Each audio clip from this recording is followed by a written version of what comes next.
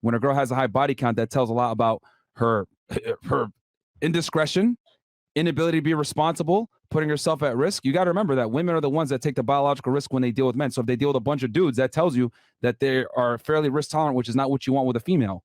Because if that's a girl that you're going to give resources to, a child to, etc., that's going to fuck up your ability to ensure paternity. I mean, there's a reason why men are naturally inclined and have a natural revulsion for women that are promiscuous. The reason why is because it's a safety mechanism.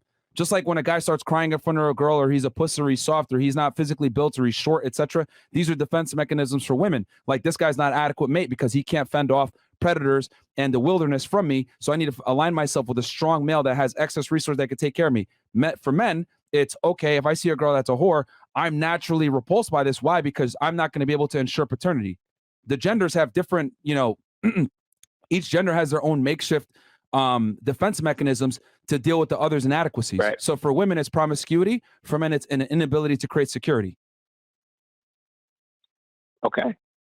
So it's instinct, bro. And the thing you said was like, you're not able to ensure fertility, like for them to have a child, right? If the Absolutely. child's yours, right? Absolutely. Okay. That's okay.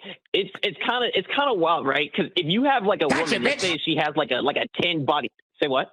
I mean, bro, that's a checkmate. Like that's a you can't argue that, because that is literally biologically hardwired in the genders.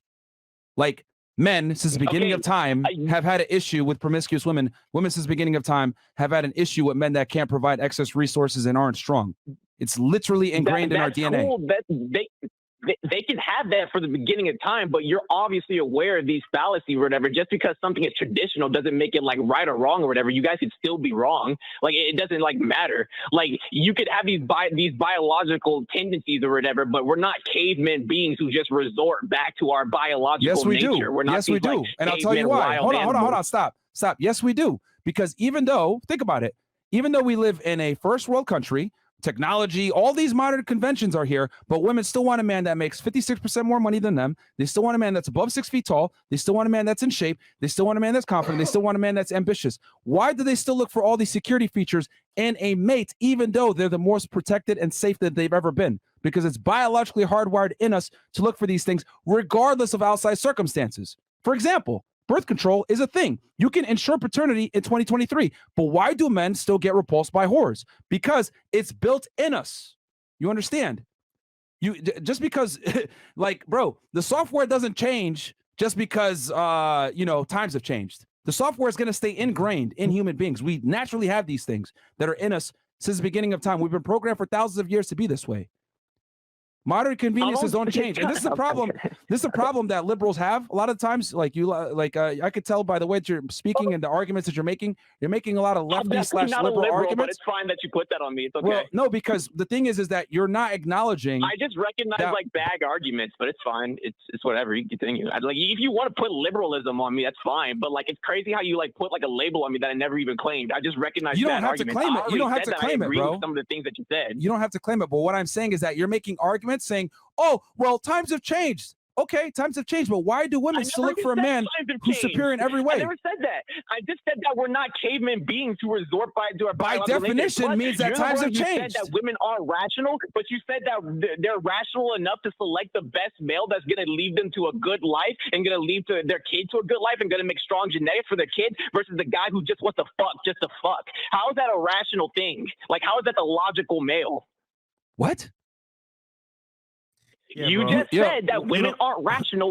All right, so going back. So it's fine, again, what's your argument? Because I like I said before, I just checkmated you on the biology thing, and now you're making an argument that we're not cavemen anymore. What I'm saying is that we still have a hindbrain. Debate, but I haven't even responded to it because you just said it was a checkmate. But like it's fine, it's whatever. But I appreciate your time. It's fine. Thank you for your time. I mean, bro, refute what I said about the biology. Go ahead.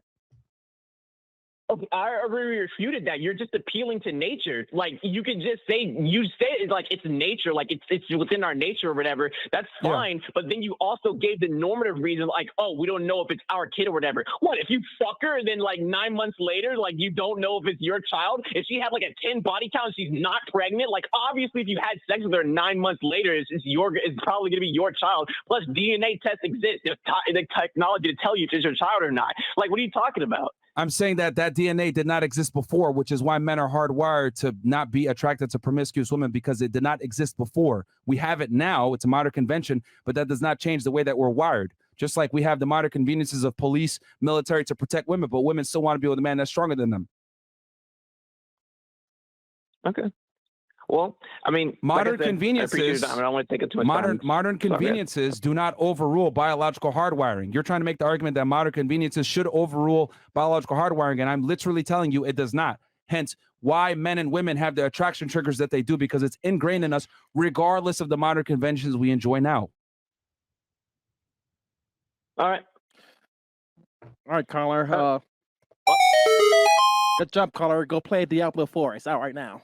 I mean, I could do this all day, but it's just this is why, like, I just know he doesn't watch the show and goes away and says like, bro, waste. Nah, it's fine. You gotta when people like that come on, you literally have to beat them over the head with logic and let them realize, like, that because he made a bunch of arguments that libs would make. Oh, but times have changed. We're not cavemen anymore. Blah blah blah. He didn't concede anything. He just said, okay, he's gonna lead the same way. It's not up to him to concede. It's for the audience to watch and see. Okay, who. Because of course people are always going to walk away. I think I won, but the reality is people are watching and they're like, whatever. All right, last caller. We don't run from debates, bro. We don't. That nigga got cooked. But anyway, anything else? Last caller, and then last caller. All right. 3640.